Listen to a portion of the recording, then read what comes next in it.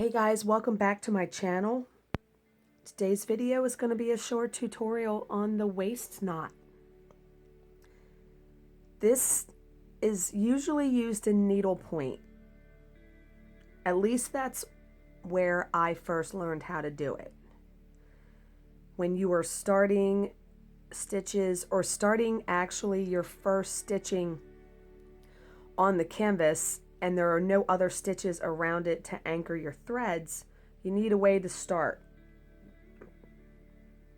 Because most of the time in needlepoint, you're not using the loop method because you're using one strand of something, like a Karen watercolors or whatever.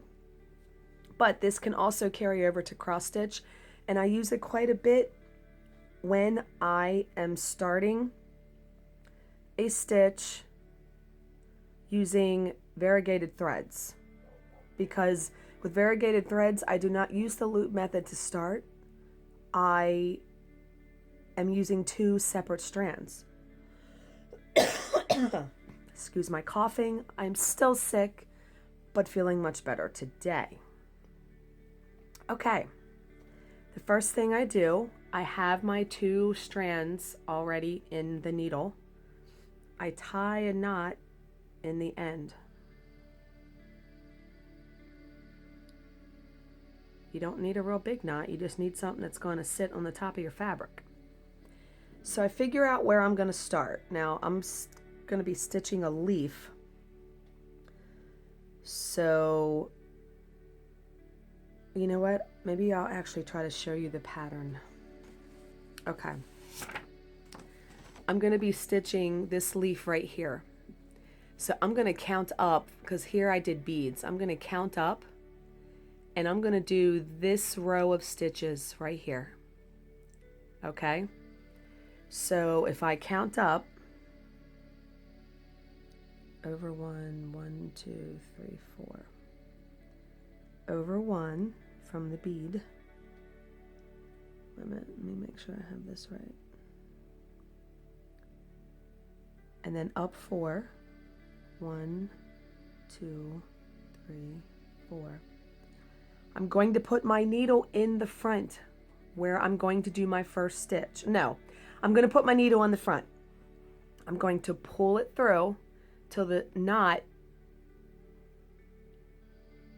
gets to, okay. Now, that is right there, that stitch. I'm going to then count up to this stitch and start stitching. I'm going to stitch down then to this knot. Okay, does that make sense? And you can do this diagonally. You can do it across this way. The purpose of this, okay, let me count up and I'll show you the back of my fabric. 1, 2, 3, 4, 5. 1, 2, 3, 4, 5. Okay. When I pull my needle through, if you looked at the back of the fabric, you see that straight line. As I do those stitches down in that row, those stitches are going to cover this thread, in essence anchoring the thread. So when you know, it's the thread's not going to come out. That is how you anchor the thread. Okay, so let's do these. It's actually 6 stitches, and I'll show you what to do when, I always do that. I'll show you what to do when you get to that knot.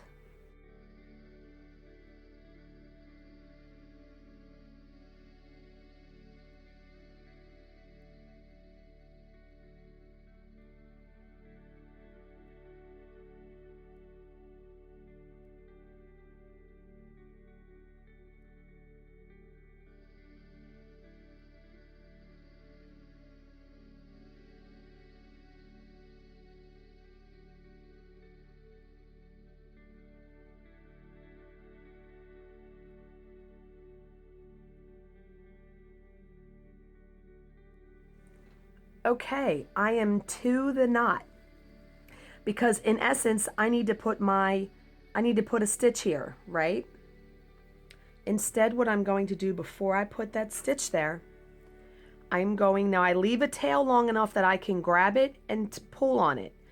I will pull it so so I can get my scissors underneath that knot, and I very carefully snip it.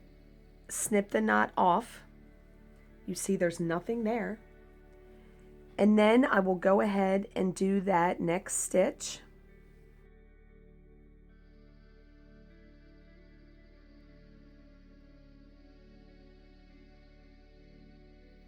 And then I'll keep going. So if you see the back, you can see how those stitches covered that thread that I did. You can actually snip this if you want. It's a little bit left over of the... But yeah, it's not coming out. So, like I said, I could have went in any direction with this in starting this leaf. I'll show you again. If I wanted to start over here, I would have just come over 3 stitches and put my needle in and had my knot there and came back. I wouldn't recommend doing it for 2 stitches. It needs to be a little bit of a length of thread. Do you know what I mean? Like this was perfect doing the line of 6 because that was quite a bit of stitches. I hope that made sense.